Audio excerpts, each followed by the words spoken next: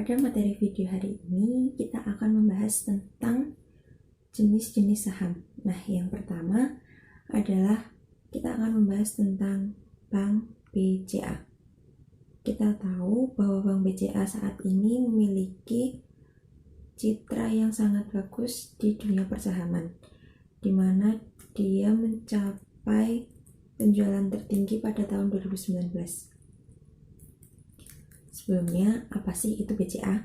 Nah, sebelum menjadi Bank BCA, pada tahun 1955 awalnya ini adalah perseroan dengan nama NV Perseroan Dagang dan Industri Semarang Keniting yang didirikan oleh Sudono Salim pada tanggal 21 Februari 1957 dan berkantor di Jakarta Pusat.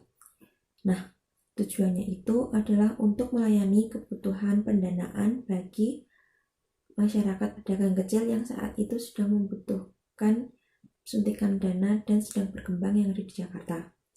Akhirnya, bank ini terus tumbuh hingga pada akhirnya pada Mei tahun 2000, saham BCA resmi diperdagangkan di Bursa Efek Indonesia. Nah, dari hasil pendapatan selama 5 tahun terakhir dapat kita lihat sebagai berikut. Dari 2014 sampai 2019 terjadi kenaikan yang cukup signifikan. Nah, pada tahun 2019 kemarin, BCA membagikan dividen final pada buku tutup tahun kemarin sebesar Rp455 per saham. Dengan rencana pembagian ini, maka emiten dengan kapasitas pasar terbesar di Bursa Efek Indonesia ini telah membayar dividen interim sebesar Rp100 per saham pada 20 Desember 2019 lalu. Total dividen final yang akan dibayarkan oleh BBCA atau Bank BCA pada bulan depan atau pada Januari ini adalah sebesar 11,22 triliun rupiah dengan tambahan total dividen interim yang dibayar Desember lalu sebesar 2,46 triliun rupiah. Maka total laba BCA yang dibagi sebagai dividen adalah sebesar 13,68 triliun atau sebesar 47,90% dari laba bersih BCA pada tahun 2018. Dari tabel tersebut, kita dapat melihat jika harga tertinggi ada pada titik 29.375 dan terendahnya ada pada titik 29.150 dengan volumenya sebesar 16.583.700 lembar. Pertumbuhan BCA juga mengalami pertumbuhan perekonomian yang cukup solid.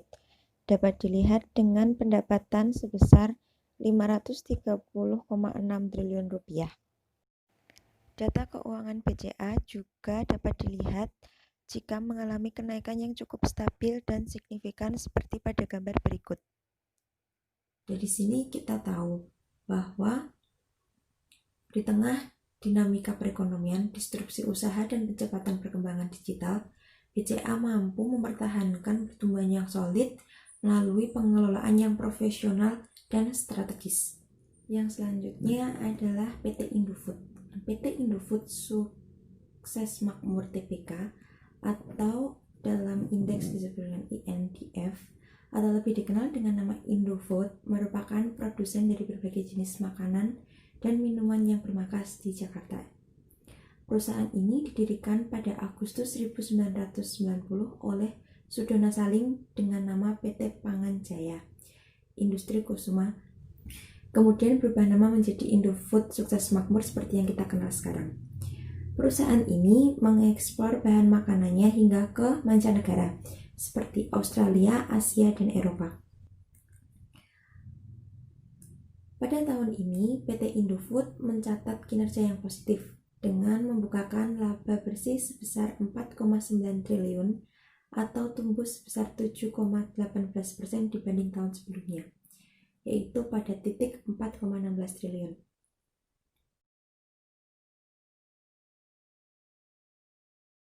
PT Indofood sendiri mengalami harga tertinggi pada harga Rp10.075 dan terendah di titik pada 9.950. Volume penjualannya pun sebesar Rp6.518.600. ICBN atau Indofood menawarkan saham pertamanya pada tahun 2010 ketika memasuki BI sebesar Rp5.395 per lembar. Sedangkan pada hari ini harganya berhasil naik di titik Rp10.075 per lembar saham. Dalam waktu 10 tahun, harga saham perusahaan ini melesat naik dibandingkan induk perusahaannya yaitu INDF yang harga per lembarnya hanya mencapai pada Rp7.023. ROA perusahaan ini terus meningkat, menunjukkan bahwa kemampuan perusahaan menghasilkan laba terhadap penggunaan aset. Sedangkan ROI perusahaan ini juga semakin meningkat, menunjukkan kemampuan perusahaan dalam menghasilkan keuntungan terhadap penggunaan modal. Berdasarkan rasio perusahaan dapat dilihat dari DER atau Debt to Quality Ratio semakin kecil sehingga semakin aman. Kemampuan perusahaan ini dalam menghasilkan laba terhadap modal yang disetor pemegang saham sebesar 21,21%. Dari data 1 tahun terakhir dapat dilihat jika kenaikan saham Indofood cukup stabil dari kuartal pertama sampai kuartal keempat.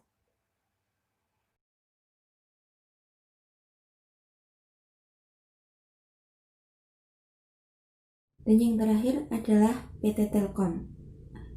PT Telkom berdiri pada tahun 1882, didirikan sebagai badan usaha swasta penyedia layanan pos dan telegraf.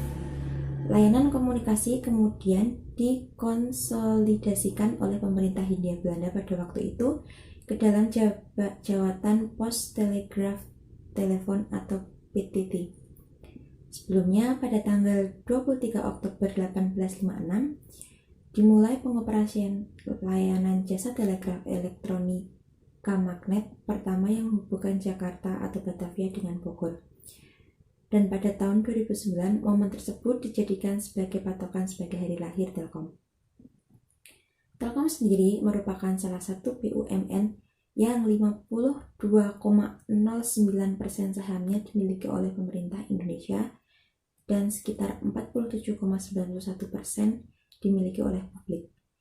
Telkom juga menjadi pemegang saham mayoritas di 13 anak perusahaan seperti PT Telekomunikasi Seluler atau Telkomsel, PT Telkom Akses, PT Multimedia Nusantara, dan PT Pins Indonesia atau Pins.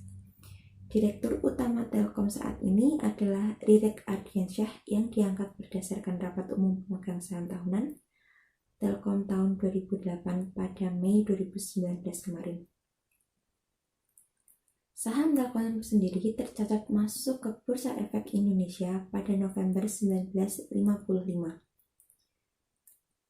Saat ini, PT Telekomunikasi Indonesia atau Telkom telah mampu membagikan dividen dari keuntungan tahun 2019 sebesar 15,26 triliun atau 154,82 per saham. Jumlah tersebut terdiri dari dividen tunai sebesar Rp113.361 per saham dan dividen spesial sebesar Rp42.32 per saham. Secara rinci, dividen tunai mencapai 11,2 triliun atau 60% dari laba bersih tahun 2019. Sementara itu, untuk total nilai dividen spesial adalah sebesar 4,6 triliun atau 21,78% dari laba bersih tahun lalu.